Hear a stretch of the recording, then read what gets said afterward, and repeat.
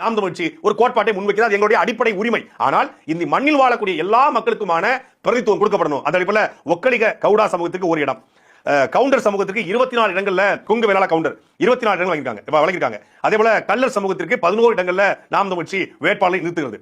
குயவர் சமூகம் கன்னியாகுமரி சட்டமன்ற தொகுதியில் குயவர் சமூகத்திற்கு வாய்ப்பு வழங்குகிறது. குறும்ப கவுண்டர் சமூகத்திற்கு ஒரு இடத்தில் வாய்ப்பு, கோனார் சமூகத்திற்கு 8 இடங்களில் வாய்ப்பு, சாலியர் சமூகத்திற்கு ஒரு இடத்தில் வாய்ப்பு, நாட்டுக்கோட்டை செட்டியார் சமூகத்திற்கு ஒரு இடத்தில் வாய்ப்பு, சௌராஷ்டிர சமூகத்திற்கு 2 இடங்களில் வாய்ப்பு, திருநங்கை ஒரு இடத்தில் வாய்ப்பு, தேவேந்திர சமூகத்திற்கு 13 தொகுதியிலும் தேவேந்திர பொது தொகுதி 2 15 இடங்கள்ல தேவேந்திர குல வேளாளரை நாம் தமிழ் கட்சி களத்தில் இறக்குகிறது. அதே போல நாடார் சமூகத்திற்கு 11 இடங்களில் நாம் தமிழ் கட்சி வேட்பாளரை நிறுத்துகிறது.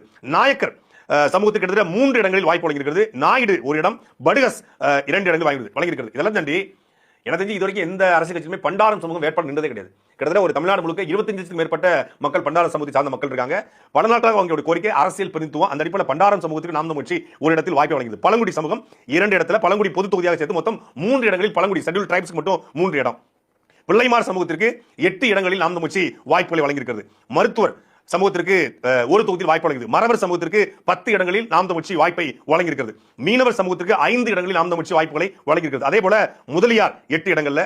தமிழ்நாட்டிலே ஒரு பெரும்பான்மை சமூகம், ஆனா தேர்தல் அரசியல்ல புறக்கணிக்கப்பட்ட சமூகம் கூட கிட்டத்தட்ட கோயில்பட்டி தொடங்கி திருச்சி, மேட்டுப்பாளையம் என்று பல்வேறு பகுதியில் நிறைந்து வாழக்கூடிய தமிழில் மெய்கிருத்தி பாடிய பெரும்படுக முத்திரையுடைய வம்சாவளி என்று சொல்லக்கூடிய முத்திரையர் சமூகத்திற்கு கிட்டத்தட்ட 8 இடங்களில் நாம் தமிழ் கட்சி வாய்ப்புகளை வழங்கியிருக்கிறது. அப்புறம் மூப்பனார் சமூகத்திற்கு ஒரு இடத்தில் வாய்ப்பு வழங்குது. ரெட்டியார் 2 தொகுதியில் நாம் தமிழ் கட்சி களத்தில் இருக்கிறது. அதே போல வண்ணார் சமூகம் ஒரு இடத்தில் வாய்ப்பு வழங்குகிறது. வன்னியர் சமூகத்தில் கிட்டத்தட்ட 34 இடங்கள்ல நாம் தமிழ் கட்சி இருக்கிறது. மொத்தமாக 234 வேட்பாளர் இருக்கிறது.